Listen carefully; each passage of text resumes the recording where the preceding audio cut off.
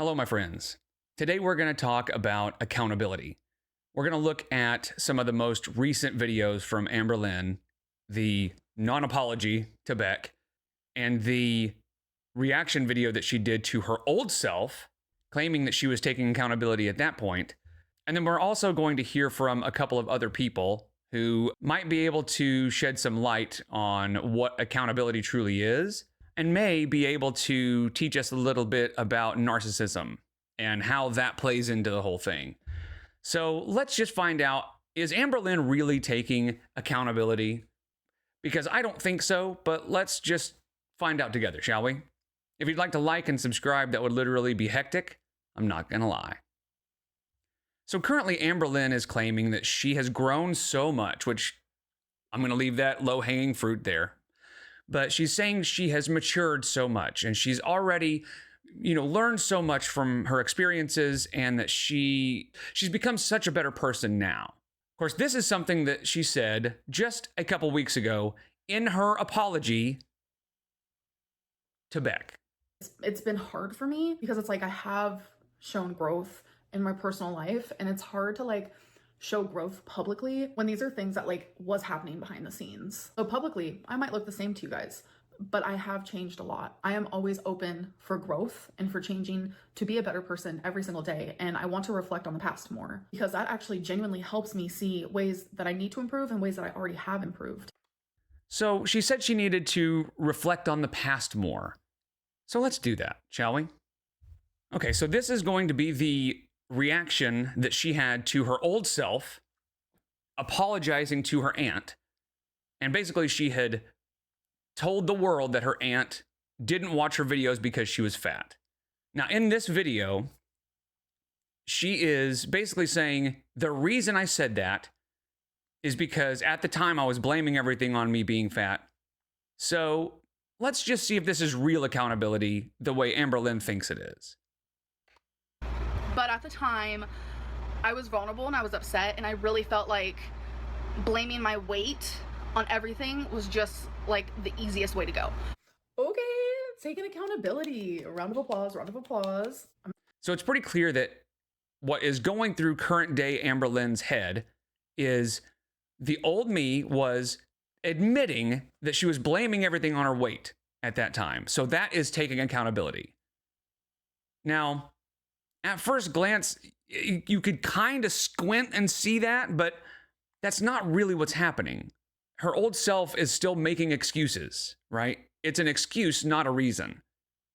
And we'll see that as we go forward. So let's just let her continue to think this is accountability. But I'm not gonna lie, I still do that now. I blame my weight on a lot of things. And sometimes it's things that don't even make sense and aren't really justified. Now that I will say is true, and is a surprising amount of accountability or responsibility from Amberlynn by saying, I do blame my weight for a lot of stuff. The problem is she will never give specifics, right? If we were to say, why does everybody hate you? I guarantee you right now, she would say, because of my weight, because I'm fat. But let's continue to hear old Amberlynn and see if this sounds like accountability.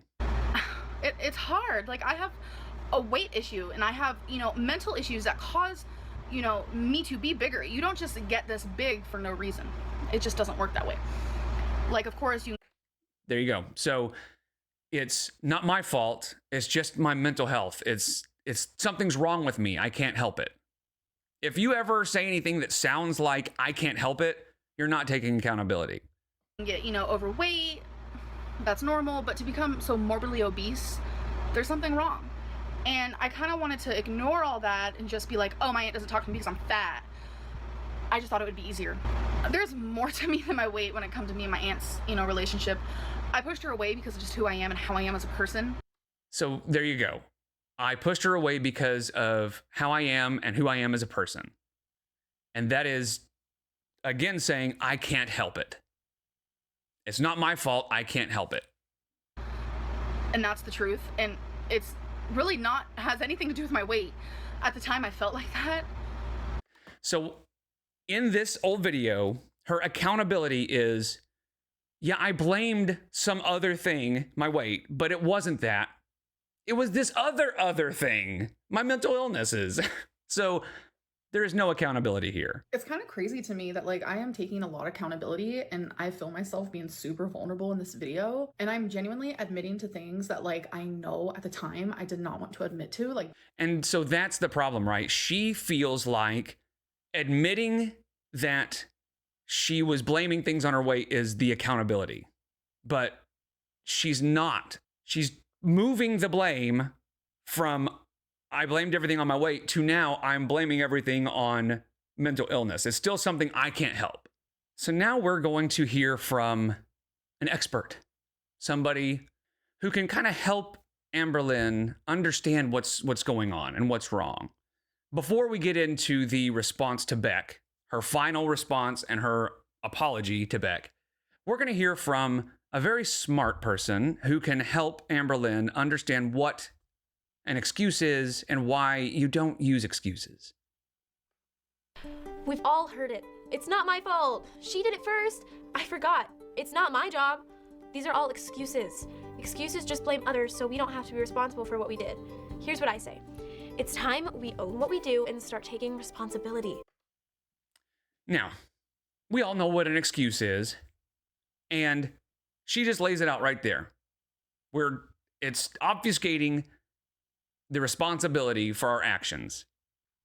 Let's hear Amberlynn kind of pretend to take accountability, but let's listen to what she's actually saying. A new one. So that video genuinely shocked me and it made me feel stupid and dumb. And it made me realize that like the way that I viewed our relationship was completely wrong. Now, at this moment, you might think, okay, she's on the right track. She's actually starting to understand and take accountability. She said she was wrong. And I was oblivious to a lot of things, even to the extent of the way that I treated them. So I want to be accountable in that. But this is just the example that I saw in their newest video where it made me look back and be like, yeah, like we both viewed this relationship completely different. We both viewed this relationship completely differently. It's supposed to be differently, but it's not I was wrong. It's we were both wrong. There's no actual accountability being taken at all. We both saw it completely differently. Okay, I know what you're saying, but Morgan, sometimes it really isn't my fault. I get what you're saying. I do. But I say, yeah, it is your fault. Hold on. Okay, stay with me here. You are you. Everything you do is you doing it, not someone else. It's you.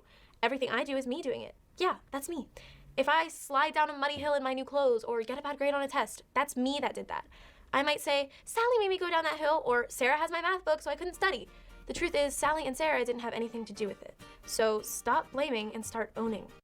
So instead of Amberlynn owning, she's blaming. She sort of pretends to take accountability and pretends to own by saying, oh, I saw it. I saw the relationship differently than I thought. We both did. And so then it starts pushing the blame onto Beck. Amberlynn's apologies tend to be, I'm sorry you feel this way. So how can you reach beyond that terrible non-apology, I'm sorry you feel this way? In situations like this, it can be easy to focus on rationalizing your actions when you should be working to understand the other person's perspective. And at first glance, the way Amberlynn words her apology, where we just viewed the relationship differently, it could sound like she's sort of teetering on the edge of accountability and responsibility. But it's just, I'm sorry you feel this way. I'm sorry you saw things that way. So she's sort of pretending to view things from Beck's perspective, but she's really just rationalizing her actions. In fact, she's using Beck's perspective to rationalize her actions. If you don't know Dr. Ramani, you should. She's on YouTube. She is a psychologist that focuses on narcissism and NPD. And there are lots of great videos. And as you listen to her videos, it just sounds like she's talking directly about Amberlynn Reid. Now, I'm not going to play a lot of her stuff here. This is really just sort of an intro to Darvo. And again, if you don't know what Darvo is, let's find out. Acronym DARVO. It stands for denial, attack, reversing victim and offender. Okay? Denial, attack, reversing victim and offender. DARVO. Got it? It's a good thing to know. But I want you to sit with that whole DARVO acronym for a minute, because that's it, right? You try to hold a narcissistic person accountable, and this is what happens every single time. So DARVO stands for denial, attack, and reversing victim and offender, meaning it's not me that's the problem, it's them that's the problem, right? So does Amberlynn have narcissistic tendencies? Let's look. So in her non-apology to Beck, she, again, sort of pretends to take accountability by saying we both viewed the relationship differently. And then she says this. Like everyone likes to say, there are 3 sides to every story. Their side, my side, the truth. So you know what? I can't even sit here and firmly be like, okay, Beck is lying, because if they viewed it that way, then I have to accept that for what it is, because what's true to someone and the way that they view something might not be true to everyone else in the room. So she says that vaguely enough, what's true to someone might not be true to everyone else in the room. Now, could she be talking about herself? Maybe. But, like she said, there are 3 sides to every story. Side 1, side 2, and the truth. Denying, right? This is the denial phase where it's, I'm taking accountability, but it's not really true. And if you haven't heard the narcissist prayer, this is it. That didn't happen. And if it did, it wasn't that bad. And if it was, that's not a big deal. And if it is, that's not my fault. And if it was, I didn't mean it. And if I did, you deserved it. So always keep that in mind when you're listening to Amberlynn, because that sums her up pretty well. This is sort of the toxic, narcissistic logic that she uses in her apologies. And another kind of form of denial is sort of pretending to take accountability and not really even understanding what that means. But this is a great example of that.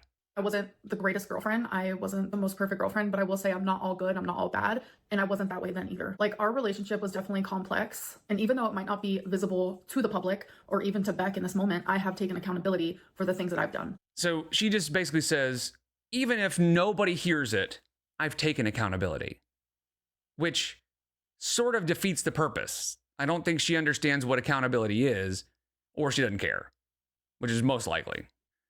So here we get to the attack part of it. She's been denying, but then she brings into the mix that Beck is exaggerating and lying. My focus moving forward is to just ignore it all. Like, I wanted to take what Beck is doing and put it in like a positive way and put a positive spin to it and like be like, yeah, I am accountable. But at the same time, obviously, like, I do find frustrations in the ways that I feel like they are exaggerating or they have lied. I feel like in this situation, like, this type of accountability should be handled in private, just like the apology should have. And the sort of discussion that is like happening between back and forth with us, like, these things should be happening in private. And it's like when personal matters like this are brought onto like a public platform. Beck should not have brought this out in public. They should have contacted me personally, privately, starting to play the victim. So there's where we're getting to the attack part, right? Where she can't just take accountability and say, I was wrong, I shouldn't have done that, I'm sorry, and just left it at that. Imagine how much respect she would have gotten from the community. Well, maybe not respect, but maybe a little credit. If her final response to Beck was just, I'm sorry, I shouldn't have treated you that way, I apologize. Now, it is a deep hole to dig out of, right? Because she's lost so much respect. And I don't know that anybody would actually really ever grow any actual respect for her. But she wouldn't have gotten any backlash for it. And now, let's see if she reverses the victim and offender. For them, I feel like backed up in a corner, like I have to defend myself or I have to say something. But it's like, I feel backed into a corner, so I feel like I have to defend myself. Portraying Beck as the offender. Portraying her as the victim. All the DARVO steps are here. And the final kind of nail in the coffin for her absolute lack of accountability was this moment in the apology, and it is just a masterclass in avoiding accountability, avoiding responsibility. This is hard denial. I want to play devil's advocate here for a second. If I'm remembering something wrong that Beck genuinely remembers as like a full truth, then that's fair as well, because I have really bad memory problems due to moments of high stress, trauma, BPD. When I have anxiety, sometimes I'll literally like black out because I'm so anxious. That didn't happen. And if it did, it wasn't that bad. And if it was, it's not a big deal. And if it is, that's not my fault. And if it was, I didn't mean it. And if I did, you deserved it. Say whether my apology was behind a paywall, whether it was in a Snapchat, whether it's in a YouTube video, or whether I say it to Beck directly, it is 100% sincere. And Whether it's sincere or not, it was 100% sincere. Whether you had to pay to see it or not, it is 100% sincere. That was just a stupid line. I mean, that fits into all of it, right? So I wanted to leave you with this today. There is nothing more important to a narcissist than avoiding accountability. Taking accountability for anything is one of the most painful things for a narcissist to do. And understanding this can help clear up a lot of otherwise very confusing behavior where narcissists seem to shoot themselves in the foot for no good reason. Like a narcissist will lose their job rather than just admit that they made a mistake. Or they will lose important relationships rather than just admit that they've treated somebody poorly. This is why you can't take them to couples therapy, because they will just spend the whole time trying to make themselves blameless, because they care about that much more than they care about the relationship itself. Nobody enjoys taking accountability for mistakes or admitting that they were wrong, but a narcissist will let their house burn down before they'll admit that they started a fire. So as you watch Amber's response to Beck, she is constantly getting right on the edge of accountability and then walks it back. It's like she just can't get there. It's like, oh yeah, I viewed the relationship wrong. We both did. And I'm sorry for the way that I treated them, but also they're lying about a bunch of stuff, right? There's never full accountability because, like she says, she just can't. It's like a physical pain for Amber to take accountability for anything. So I appreciate you guys so much. I'll see you in the next one. Take care.